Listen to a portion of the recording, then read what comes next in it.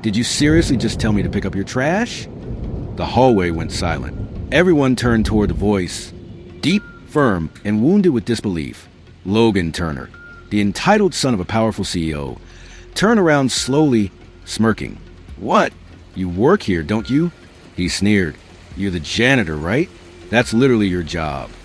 Across from him stood Mr. Daniel Brooks, a middle-aged man with brown skin, lean frame, and the kind of calm dignity that came from years of enduring quiet humiliation.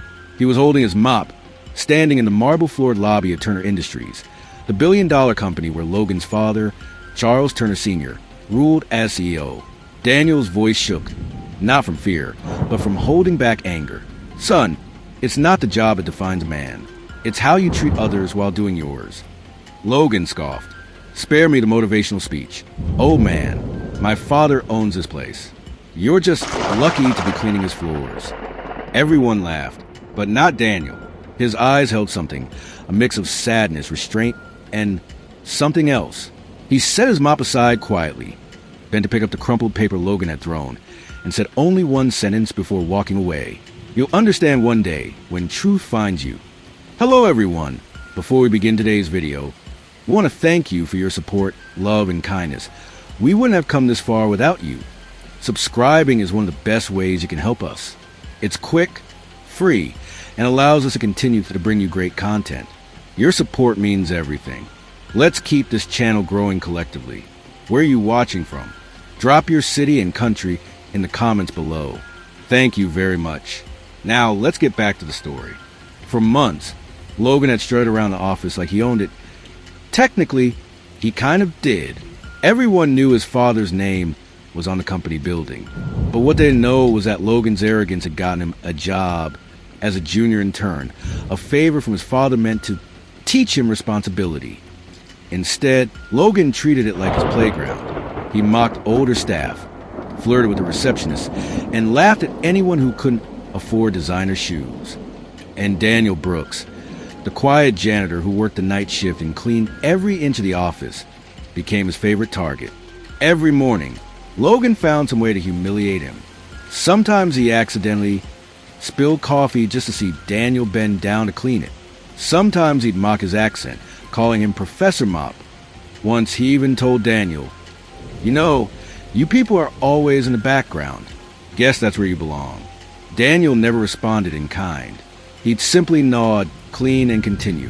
But in his silence, there was always something heavy, something unspoken that made even the older employees uncomfortable.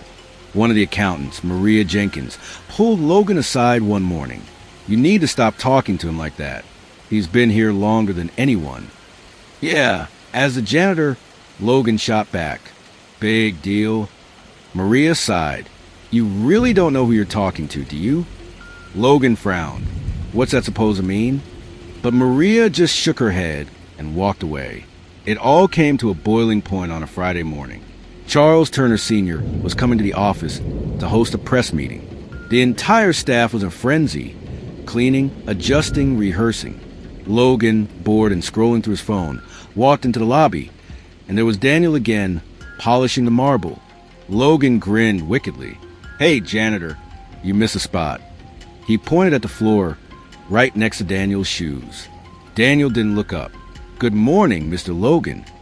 That calm tone somehow infuriated Logan more. "I said you missed a spot," he snapped then, in one childish, cruel motion, poured the remainder of his coffee on the marble floor. The splash echoed through the lobby. Gasps filled the air. Daniel froze. Coffee running across the surface he'd just cleaned. "Now," Logan said, smirking, "maybe you can do your job properly." The janitor straightened slowly, his hands trembling slightly, eyes locking on Logan's. "One day, young man, you'll wish you had shown kindness when you had the chance." "Or what?" Logan snapped. "You'll fire me?" Daniel didn't answer. He quietly picked up his mop again, but his eyes were filled with something Logan had never seen before. Not anger, not resentment, but pity. A voice came from behind him. "Logan Turner." It was his father. Logan froze. Everyone turned toward the entrance where Charles Turner Sr., the 68-year-old CEO, stood, furious. "Did I just see you pour coffee on that man's floor?" Logan stammered. Dad, it's not. I was just joking. His father's voice boomed. Enough! Charles approached Daniel and said quietly, I'm sorry for my son's behavior, Mr. Brooks. Logan blinked. Mr. Brooks? The janitor nodded respectfully. It's all right, Charles. Charles, not Mr. Turner. Not sir. The entire room froze. Logan's heart pounded. Wait, you know him? Charles turned slowly toward his son, eyes sharp. You've been disrespecting the man who helped me build this company. What? Charles sighed. Daniel Brooks isn't just a janitor. Logan, he's a reason Turner Industries exists. He was my co-founder 20 years ago. The room went silent. After the merger went bad, he sold his shares and walked away. Charles continued, voice low. He didn't need to work again. But he came back years later, asking to join his maintenance staff. Said he missed the people more than the power. I offered him a position back in management. He refused. He said he wanted to serve quietly. Logan's jaw dropped. And you, Charles said coldly, poured coffee on his floor. The humiliation hit Logan like a punch. Every laugh, every arrogant word he'd said. It all came back at once. I didn't know, he muttered. Daniel looked at him, finally breaking his silence. That's the thing about respect. Son, you shouldn't need to know someone's title before showing it. The office was dead quiet. Charles turned to his son. You're leaving this building right now. Your internship is over. Dad, not another word. But that wasn't the end. Logan sat in his car that night, replaying everything. His arrogance, his mockery, his shame. For the first time, he felt something unfamiliar, remorse. He picked up his phone and searched Daniel Brooks' name. The search results stunned him. Articles, old interviews, a photo of two men, his father and Daniel, shaking hands on the day Turner Industries launched. The headline read, Visionary co-founders launch Turner Industries. Logan closed his eyes, whispering to himself, What have I done? Logan didn't sleep that night. Every time he closed his eyes, he saw Daniel's face. Calm, disappointed, and dignified. By morning, his guilt had turned into something else, desperation. He wanted to fix it. Somehow, he drove back to the company headquarters, even though he had been suspended. The sun was barely up, and the cleaning crew was just arriving. He found Daniel in the hallway, quietly mopping the same marble floor where everything had happened. Mr. Brooks, Logan said softly, voice trembling. Daniel looked up, surprised.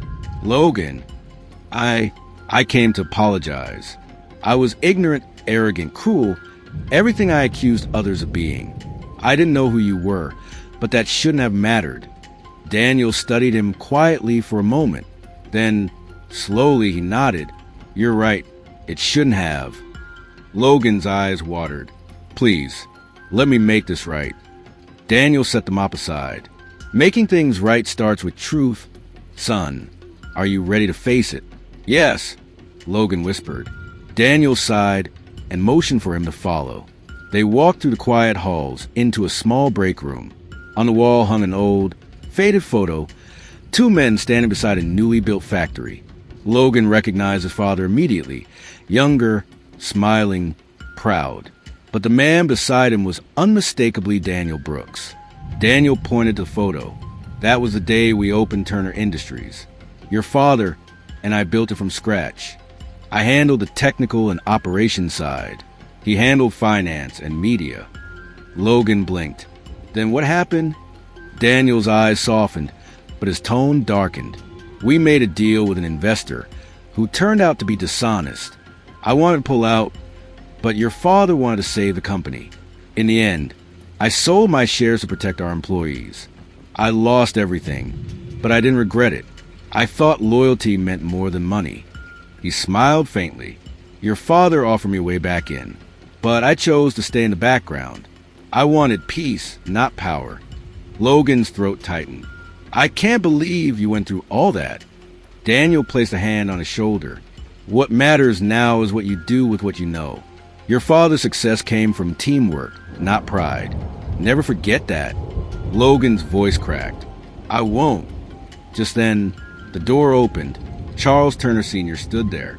His expression was unreadable. "Logan, I see you found Daniel." Logan nodded, standing straighter. "Dad, I was wrong. About everything. I want to make this right." His father's stern expression softened slightly. "There's going to be a board meeting this afternoon. I think you should be there, and you'll have your chance." That afternoon, the boardroom was filled with top executives, department heads, and investors. The tension was thick. At the far end of the table sat Charles Turner Sr., with Daniel beside him. No mop, no uniform this time, just a simple suit. When Logan walked in, whispers erupted. Everyone knew what had happened the day before. Charles stood and cleared his throat. "Before we begin today's session, there's something that needs to be addressed publicly." He turned toward his son. "Logan, the floor is yours." Every eye in the room turned toward the young man. Logan swallowed hard, stepped forward, and took a shaky breath. "I owe someone an apology," he began. "Yesterday, I disrespected a man I thought was just a janitor.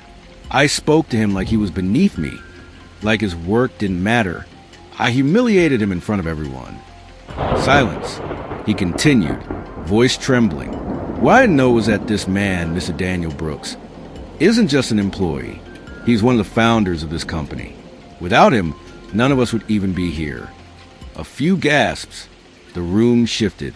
Logan's voice cracked. "I treated him with arrogance and prejudice, and for that, I'm ashamed. I can't undo what I did, but I can learn from it, and I promise I will." He turned toward Daniel. "I'm sorry, sir, from the bottom of my heart." Daniel met his gaze. The entire room was watching. Then Daniel stood and did something no one expected. He walked over, extended his hand, and said softly, "Apology accepted."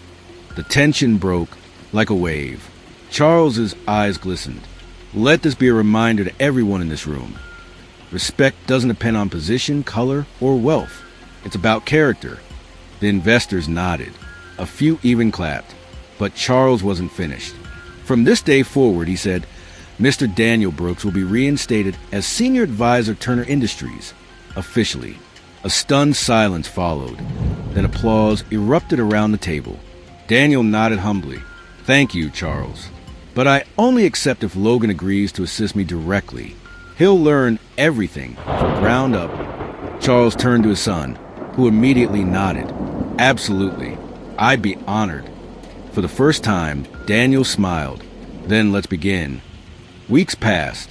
Logan started showing up early every day, shadowing Daniel.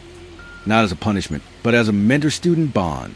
He learned how the machines worked, how supply chains connected, how decisions affected people at the lowest levels. But more importantly, he learned humility. He carried boxes, fixed broken printers, shared lunch with janitors and security guards, the very people he used to ignore. One afternoon, as they took a break on the rooftop, Logan said quietly, "Mr. Brooks, why did you forgive me so easily?" Daniel looked at the horizon. "Because I saw myself in you. The pride I once had before life humbled me. We all have lessons waiting for us. Some just come harder than others." Logan nodded, tears forming. "You changed me." Daniel smiled faintly. "No, son, the truth did." Downstairs, Charles watched him from his office window, his son and his oldest friend laughing together. A small smile tugged at his lips. For the first time in years, he felt peace. Months later, the company held its annual charity gala. Logan took the stage to make an announcement. "This year," he said confidently, "Turner Industries will launch a scholarship in the name of Daniel Brooks to help underprivileged youth study engineering and business." The room erupted in applause. Cameras flashed. Daniel sat at a corner table, smiling quietly as tears welled in his eyes. Logan's voice broke slightly. "Because sometimes the people we overlook are the ones who carried us all along." Charles stood and joined the applause. The once arrogant son had finally become a man, and behind the lights and the noise, Daniel whispered to himself, "Some lessons are best learned through pain, but the best ones through grace." True greatness isn't in wealth, title, or skin color. It's in how you treat others when you believe no one's watching. Respect is not earned by power. It's revealed through character.